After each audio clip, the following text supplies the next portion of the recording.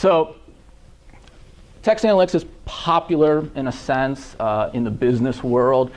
A lot of options. The only ones I can really speak to are some of the R packages and then this Weka. The rest were really just based on some Google search. So maybe you have a favorite open source text analytics software I didn't put up there. This is not a saying these are the best ones. It's really just you search, these show up the most.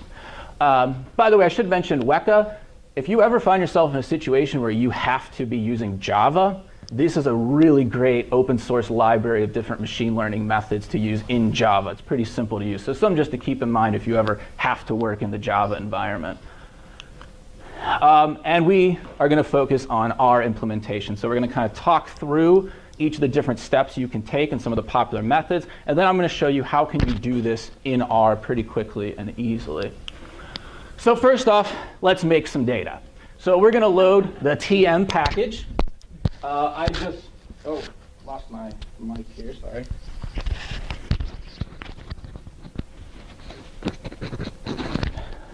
Oh, goodness. Apparently there's a home button or something. All right, so maybe this was a popular tweet or something from the Super Bowl, which then got me thinking about another time when a team did run the ball. This was from the Steelers Super Bowl run in 2006.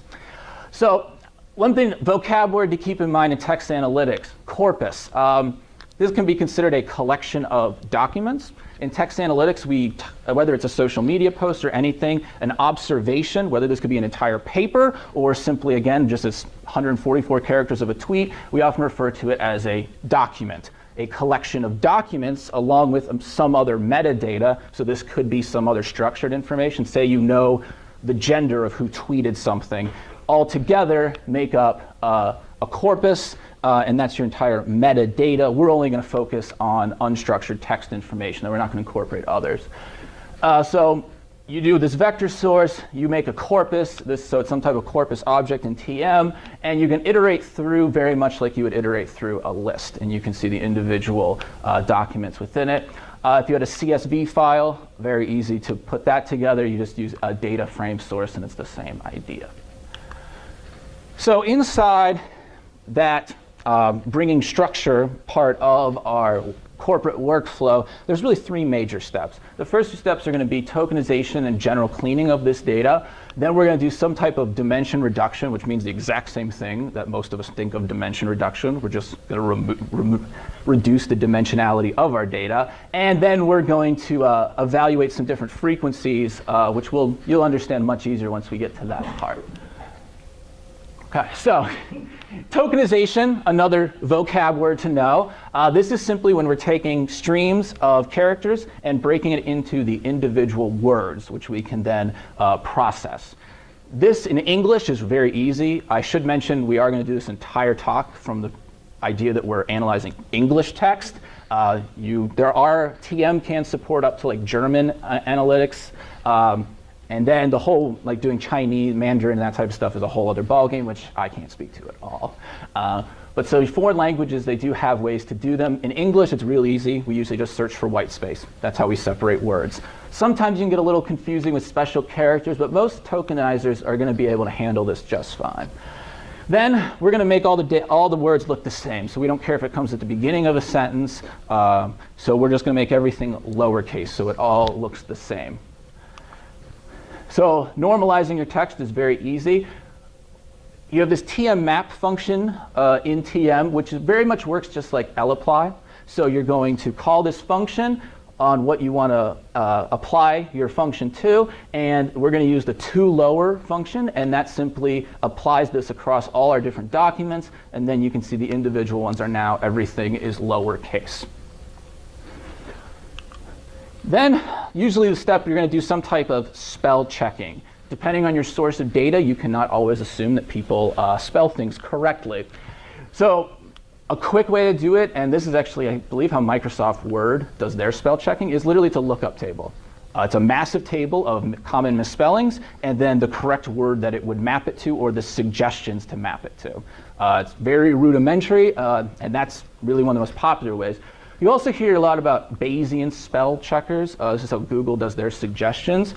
The basic paradigm of this is you're using Bayes' rule, so you're going to have some posterior probability for an observed incorrectly spelled word W, and all possible corrections of the word. So in this set script C, we're going to want the one that maximizes our posterior probability.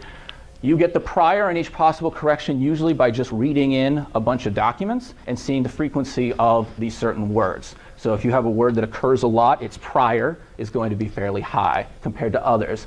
Now, how do you get this likelihood probability? Oftentimes they use what's called the edit distance. So say you have some misspelled word. How many edits does it take to get to some correctly spelled word? The four major ones they look at are deletions. So simply, if I remove a letter, do I now get a correctly spelled word? If I swap two letters, so imagine you're typing on a keys and you hit one before the other, do I get another correct word? And alteration is swapping in and out, and then insertion, of course, is just putting another letter in. And so this is how you can get, so maybe based on how many edit distances to the correct C, that'll give you some type of likelihood probability. These together maximize your posterior. Those are probably the best suggestions to use. This approach is used in a lot of different steps in text analytics, how to do Bayesian spell checking.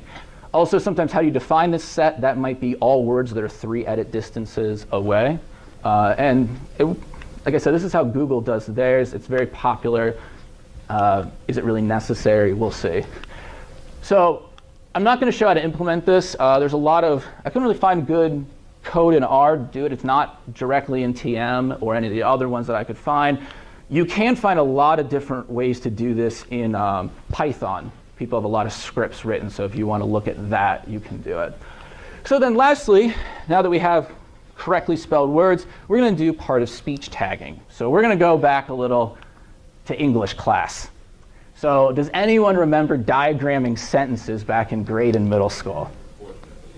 If you don't, maybe these remind you. This is where you take a sentence, and using this structure, you're going to identify what is the subject, what is the verb, what's the direct object, what are the adverbs and adjectives that describe each of these. And so therefore, if we can diagram a sentence, we can then tag what is the part of speech for each word in the sentence, therefore giving us a little context to how words are used as opposed to just looking at the word directly. And this is a big part of natural language processing, and this is literally computers doing this. It's pretty impressive to watch. How hard is it to do, though, right? With English language, again, we talked about the subtleties and stuff. Well, one nice thing is that about almost 90% of the words in English literally only have one part of speech. So that makes already reducing a lot of the issues that you have to do. See the word, it's this part of speech, we're done. Unfortunately, a lot of the common words we use are ambiguous and you don't know. So the most popular way to do this, they're called taggers. They're going to be somewhat rule-based, so they can use Boolean logic. Oftentimes, they'll also incorporate some type of probability models. So again, it's oftentimes very similar to the Bayesian spell checker. You have some prior for what this part of speech should be, and then given the sentence that it is observed in, you want to maximize the posterior probability of how it should be. The most popular tagger is what they're called, is actually a Braille Tagger, which was, I find really impressive, was actually someone's PhD thesis, and this is now the most widely used tagger around. This guy's now, I think, at eBay. Spent some time at Johns Hopkins, then Microsoft Research, and now is at eBay. And I think this is a really complicated thing to do. I can't give you all the intuition behind it.